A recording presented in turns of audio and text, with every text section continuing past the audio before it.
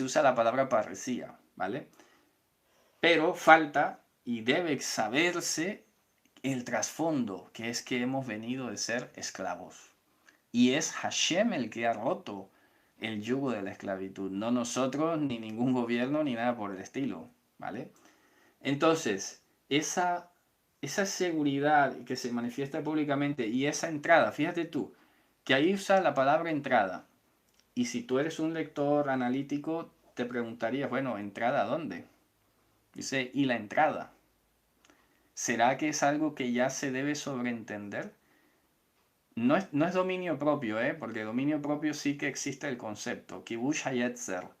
El dominio propio es otra cosa, es ya cuando tú tomas control de las emociones y de los sentimientos y todas estas cosas, pero que no tiene que ver con lo que estamos hablando, ¿no? Es algo ya más relacionado con el tema de la moral, el tema de tus actitudes, etcétera, pero aquí es diferente, ¿no?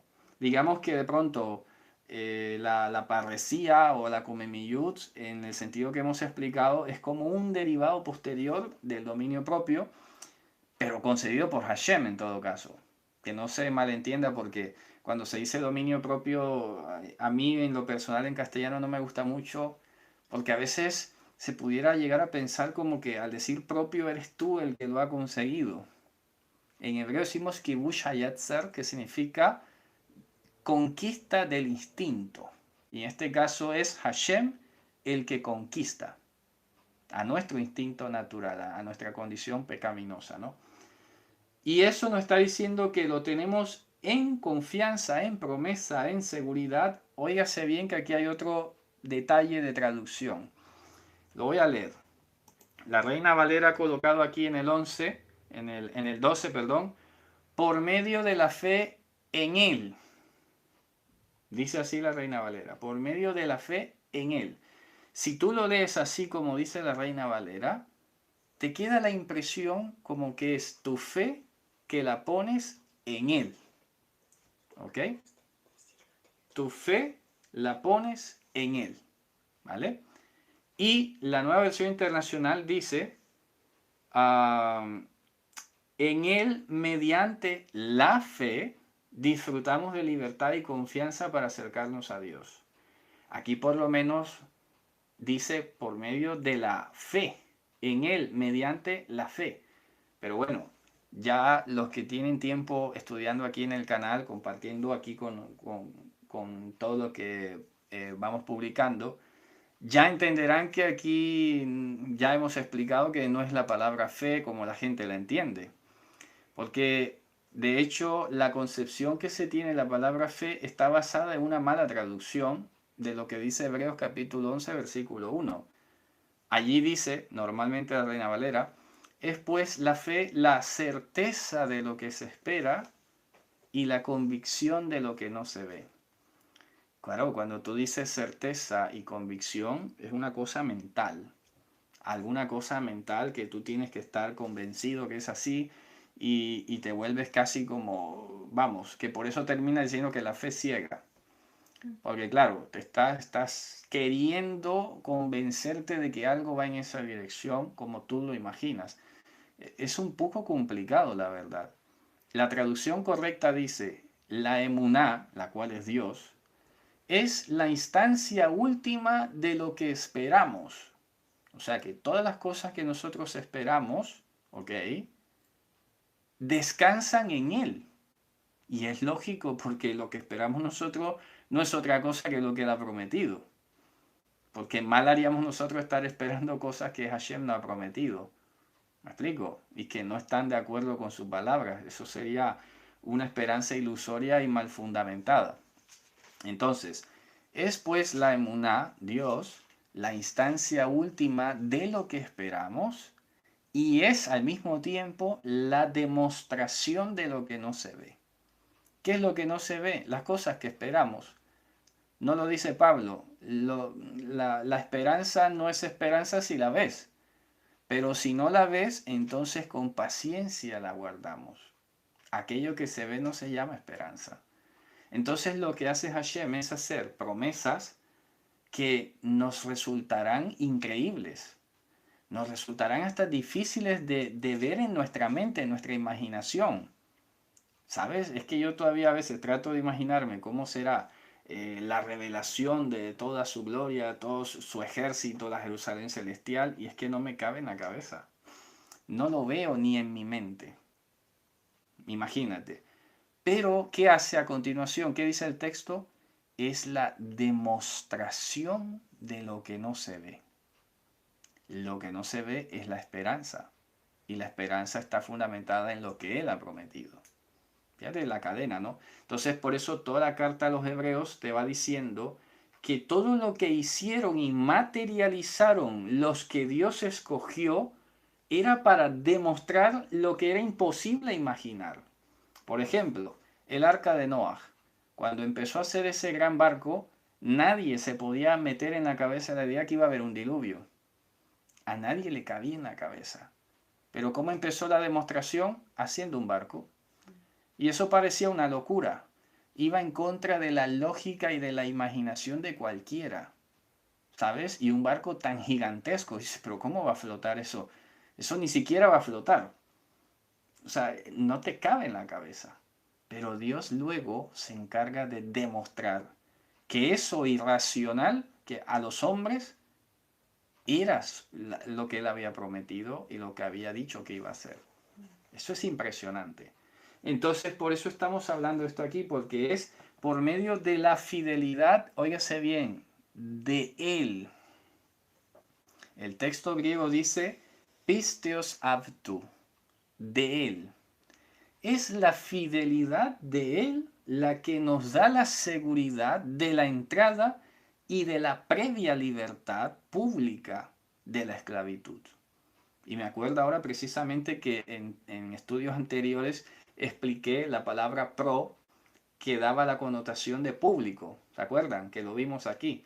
La manifestación pública, la distinción pública, la diferenciación pública, todo lo que ha hecho públicamente. Pues mira dónde lo aterriza. Entonces es su fidelidad, su emuná, para decirlo mucho más ampliamente. Porque la palabra emuná también es a veces difícil de traducir al castellano, porque no solamente implica esto de la fidelidad. ¿Qué es la fidelidad? Entiéndase la inmutabilidad de Dios, como bien lo dice Pablo a Timoteo en otra parte. Dios en el cual no hay sombra de variación, en el cual no hay sombra de variación, cuyo consejo es inmutable. Eso es una arista de la emuná, pero también la emuná tiene otra arista, tiene otra cara, que es la que está ligada con la educación. Todo lo que Dios transmite es educativo para nosotros y ese es ese sistema educativo al que le llamamos emuná. Entonces, por eso, también hay un artículo que escribí sobre esa palabra. Nosotros no decimos ten fe. Pobre persona que le ponen esa carga, ¿no? Ten fe. Y muchos se preguntarán, pero ¿y cuánta más fe voy a tener? Es que ya no puedo convencerme más. Es que ya no puedo estar más seguro y más convencido. ¿Qué más me falta? Y hay gente que a veces puede sentirse en crisis, como que el problema es suyo, como que no cree lo suficiente. Me acuerdo yo una exposición que hizo uno de estos lobos rapaces, que es un famoso de estos que sale en televisión de Centroamérica, diciendo que el milagro que tú quieres tiene que ser del tamaño de la fe que tú tienes. O sea, imagínate tú. Entonces, ve tú a saber cómo gestiona eso la gente. Muchos que ahora en el contexto de la pandemia, por ejemplo, han tenido, vamos, hay creyentes que se han muerto. Hay personas que se han muerto creyentes. ¿Qué hace? ¿Qué pasó ahí? ¿Le vas a decir que es que no tuvo fe suficiente? ¿Le vas a decir que es que su oración estaba flaca de fe, que no tuvo suficiente, que le faltó? No, eso es cruel. Eso es cruel. No se le puede hacer ese tipo de carga a las personas. Eso es una manipulación muy burda. Me acuerdo también alguna vez que escuché, traiga su ofrenda, siembre aquí, pero tráigalo con fe, porque si no trae fe no recibe nada. Es repugnante, ¿sabes? Este tipo de mensajes. Entonces, claro, es muy fácil. Ah, no se te dio, no tuviste fe. Pues nosotros no decimos así. Nosotros decimos simplemente emuná, que significa, lo que quiere decir es que Dios te acompañe, que Dios esté ahí contigo, que la emuná esté de tu lado. En pocas palabras, que sea lo que Dios quiera. Nunca mejor dicho, porque eso se dice a veces coloquialmente, pero de una manera muy mala, ¿no? Porque la gente dice, bueno, que sea lo que Dios quiera, lo dice muy, muy así folclóricamente, cuando van a hacer algo normalmente irresponsable. Pero resulta que aquí nosotros, por eso lo decimos en hebreo mejor, para que no se escuche mal, emuná, emuná haber, emuná haverá, ¿ok? Emuná haverim, emuná haverot. Porque, ¿qué estamos diciendo? Que la fidelidad de Él, que es la que da la seguridad, la que da la garantía de lo que Él ha prometido, y eso lo expliqué en otra ocasión, nosotros tenemos que saber claramente que Dios, en principio, lo único que está obligado a hacer es lo que Él ha prometido, no nuestras expectativas.